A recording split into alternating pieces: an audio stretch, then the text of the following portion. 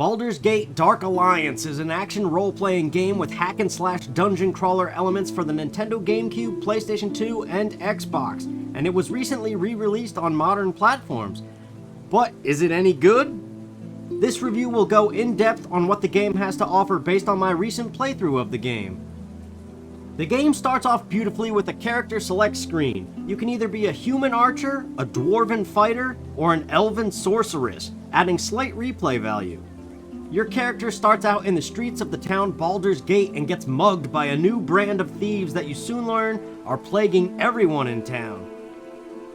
Your safe haven is found within the Elf Song Tavern, home to the game's most memorable song and a rather busty and bendy barmaiden named Aelith. Seriously, the animators made her bend all kinds of crazy ways. This tavern soon gets full of people all in need of something, usually an item that can be found in the dungeons. But the first order of business is to eliminate the rats in the tavern cellar in order to get a key to the sewers where the thieves have been hiding out. This is Act 1 of the story, getting revenge on the thieves. As stated, the game is a hack-and-slash dungeon crawler, so you will mostly be swinging your weapon at monsters for experience, and after leveling up and purchasing some abilities, you can also use mana attacks, which vary depending on the character you chose and the ability you picked. Health, experience, and mana are all dictated as horizontal bars on the top left of the screen, and restoring health and mana is as easy as a button press as long as you have the potions to do so.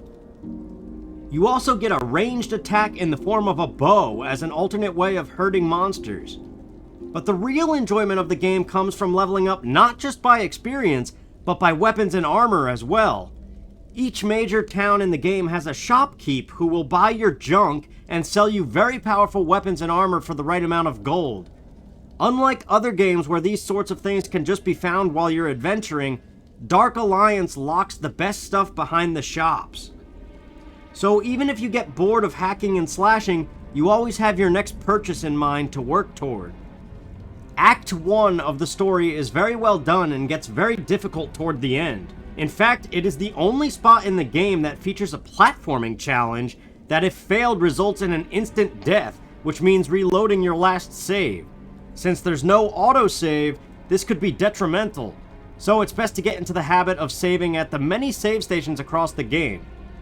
However, Act 1 is also the only chapter of the story to feature side quests, and all of them are quite simply to find a hidden item deep in the hideouts. Defeating the boss of the chapter reveals a greater evil at play that goes beyond Baldur's Gate, and you are warped to Act 2 of the story, the Sunset Mountains. Act 2 features dwarves that once occupied a local mine, but have since been kicked out by dark elves.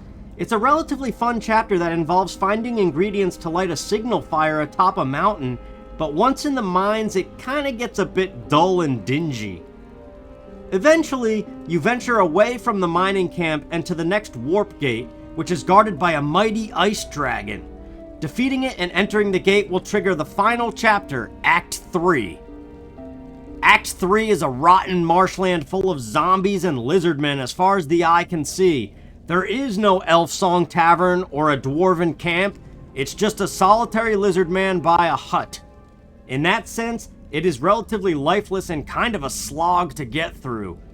Eventually, however, you enter a castle, then a temple, and ultimately warp to the final area of the game called the Onyx Tower. The enemies thankfully get much more interesting in the tower.